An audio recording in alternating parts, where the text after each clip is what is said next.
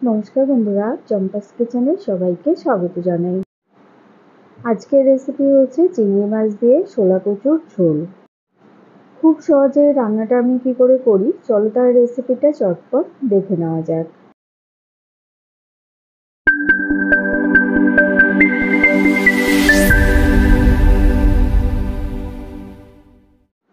সবার প্রথমে গ্যাস জ্বালিয়ে একটা কড়াই গরমে বসাচ্ছি।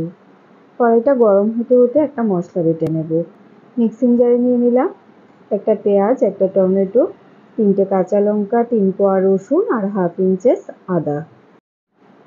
মশলা বাটা হয়ে গেছে। গরম কড়াইতে 2 টেবিল স্পুন সর্ষের তেল দিয়ে এর মধ্যে 1/4 টিস্পুন নুন আর হলুদ গুঁড়ো দিয়ে দিলাম। এবারে এর মধ্যে দেব পরিষ্কার করে ধুয়ে রাখা চিংড়ি মাছ। মাছগুলোকে 30 থেকে 40 সেকেন্ড নাড়াচাড়া করে ভেজে নেব। খুব বেশি সময় ধরে চিংড়ি মাছ ভাজলে কিন্তু শক্ত হয়ে যায়, তাই এর মধ্যে দিয়ে দিচ্ছি ভাপিয়ে রাখা শোলা কচু আর ছোট ছোট করে কেটে রাখা আলু। শোলা কচু আর আলুগুলোকে সামান্য নুন আর হলুদ দিয়ে প্রেসার কুকারে একটা সিটি মেরে ভাপিয়ে নিয়েছি। এবারে সমস্ত কিছুকে বেশ সুন্দর লাল লাল করে ভেজে নিতে হবে। আমাদের চ্যানেল চম্পাস কিচেনের রেসিপিগুলো যদি তোমাদের ভালো লাগে তাহলে অবশ্যই চ্যানেলটাকে সাবস্ক্রাইব করে নেবে এবং পাশে থাকা বেল আইকনটাকে প্রেস করে দেবে। এতে করে যখনই আমি নতুন ভিডিও আপলোড করব সাথে সাথে নোটিফিকেশন তোমাদের কাছে পৌঁছে যাবে। আলু, কচু আর চিংড়ি মাছ খুব সুন্দর করে ভেজে নেওয়া হয়ে গেছে। এবারে এগুলোকে একটা বাটিতে নামিয়ে রেখে দিচ্ছি। ওই কড়াইতে দিয়ে দিচ্ছি 1 টেবিল স্পুন সর্ষের তেল। গরম তেলে দিলাম একটা শুকনো লঙ্কা, দিচ্ছি একটা তেজপাতা আর দেব 1/4 টিস্পুন গোটা জিরে। 4-5 সেকেন্ড নাড়াচাড়া করে ফোড়নের মশলাগুলোকে ভেজে নিচ্ছি। এবারে প্রথমে যে মশলাটা বেটেছিলাম সেটা দিয়ে দিলাম। মিক্সিং জারটা দিয়ে সামান্য জল দিয়েছি। এবারে মশলাগুলোকে বেশ ভালো করে তেলের সাথে মিশিয়ে নিচ্ছি। স্বাদ মতো নুন 1 টিস্পুন দিলাম, দিচ্ছি 1/4 টিস্পুন হলুদ গুঁড়ো, কাশ্মীরি লঙ্কা গুঁড়ো আর হাফ টিস্পুন জিরে গুঁড়ো।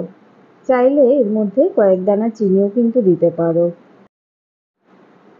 এবার এই সমস্ত মশলাকে গ্যাসের আঁচটা হাইতে রেখে বেশ ভালো করে নাড়াচাড়া করে কষিয়ে নিচ্ছি।